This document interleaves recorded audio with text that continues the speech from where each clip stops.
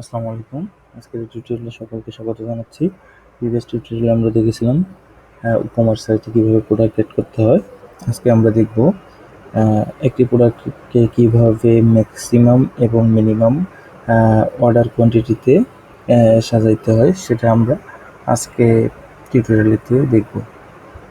তো প্রথমত আমরা ওয়ার্ডপ্রেসে চলে যাই। ওয়ার্ডপ্রেস থেকে আমরা এসে প্লাগইন থেকে অ্যাড নিউ, এখানে এসে আমরা সার্চ করব।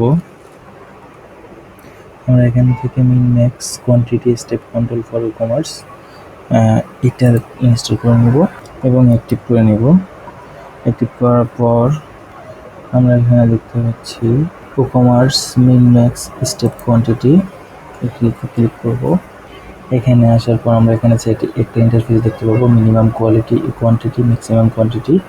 তো এখানে এসে আমরা কোয়ান্টিটি স্টেপ আমরা বানাইতে পারবো 3 করে, মিনিমাম দিতে পারি 3, ম্যাক্সিমাম দিব আমরা এখানে 50। সেভার এখন যদি আমরা আমাদের পেজে এবং আপডেট করি, এখন যদি আমরা ভিউ প্রোডাক্ট দেখি, আমরা এখানে দেখতে পাচ্ছি মিনিমাম 3টে নিতে হবে এবং আপডেট করলে 6, 3 এভাবে বাড়তেছে। সো আজকের টিউটোরিয়াল এই পর্যন্তই থাকবে।